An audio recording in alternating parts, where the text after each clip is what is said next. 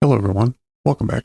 Today we're going to make what you see on the screen here, a highlighter with the blurred outer perimeter where you want to highlight something but not show what the surroundings. We'll go ahead to Fusion, get started.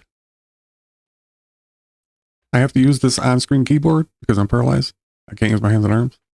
We are going to save a macro at the end and I'm going to show you how to track it in Fusion. And I'll show you how to track it up on the edit page as well by keyframing it. We can go to one viewer for this. With the media selected, shift space and tracker.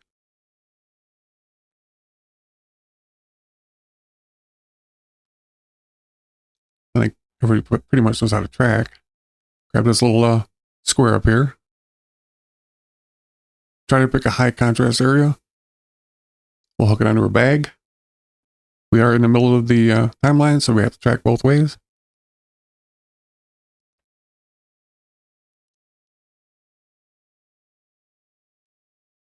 Okay, we're done tracking. Select the media in. Add a blur. And a merge. Let's get a background. Plug it into the merge. Make the background white. Then grab an ellipse. We want to plug it into the blur and the merge. And select the ellipse. And select invert. Then go to the merge. We'll bring the blend down about halfway. Then go to the blur. And these are only going to be the default settings. You'll have all these controls in the macro. We'll go 25 on the blur size. Back to the merge.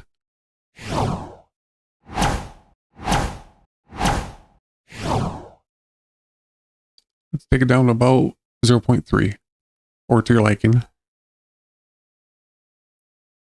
Back to the ellipse. Let's make an expression and connect the width to the height. Right click, expression. Grab the little plus sign and take the pick whip over to the height and let go. And we want to make it oval, so divide it by 2. And now if you just move the height, it'll stay symmetrical like that. Okay, now we want to connect it to our tracker. Right click on the center. Connect to tracker position. Now you'll see it went right to the tracker on her. And we'll go ahead and animate it here, and then we'll save the preset, but we'll have to delete these tracker points and stuff. I'm going to set a keyframe on the size. And take the playhead to the end. Not that they have to do that, but I just want to show you can. See how it looks?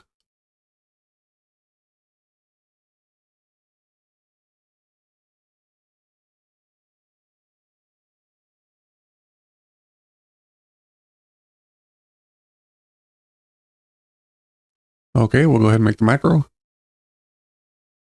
Delete the tracker. And select the ellipse. Double click on the center. Right click on the width. And remove expression.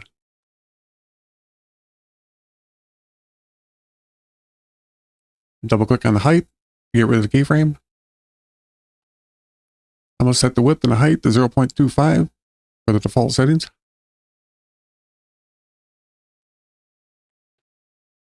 There we go. Highlight all the center ones. Do not include the media in or the media out. Right click on any one of them. Go to macros. Create macro. Give it a name.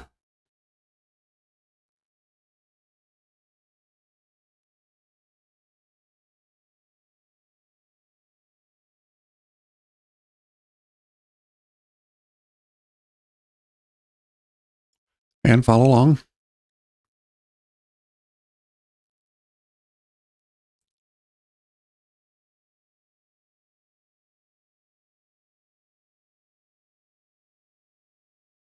Merge. Blur. Put blur in front of blend.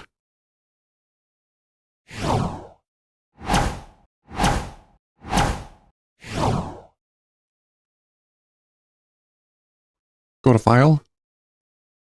Save as group. It takes you to macros. Go to Fusion instead.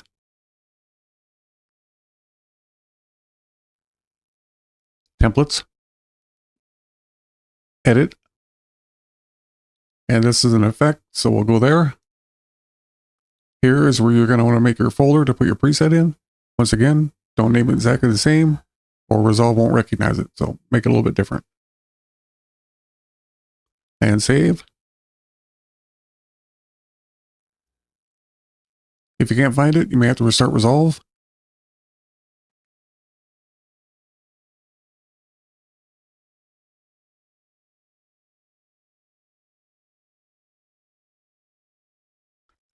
Okay, we'll go ahead and make it follower here. Make sure the playhead's at the beginning.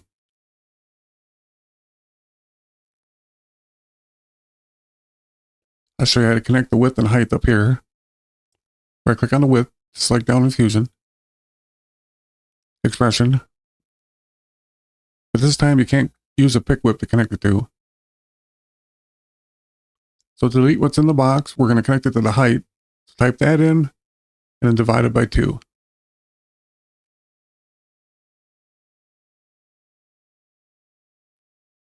And I'll go over some of the controls.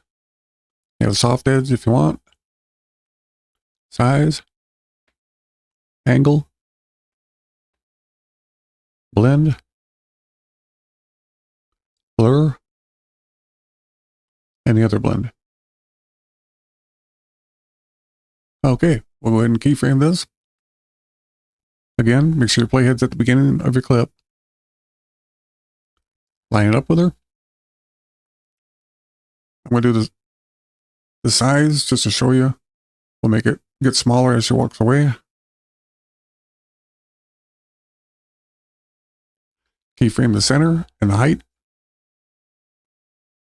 Advance your playhead a little bit until she starts to move from the center.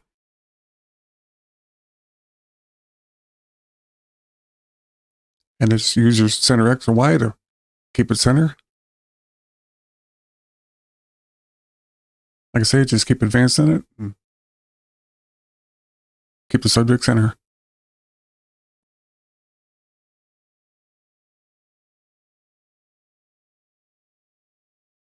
Okay, now we'll do the size.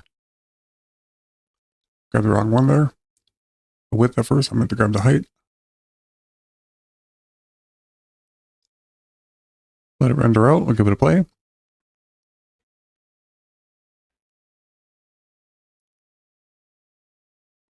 Well, there you go. Thanks for watching, and I'll see you in the next one.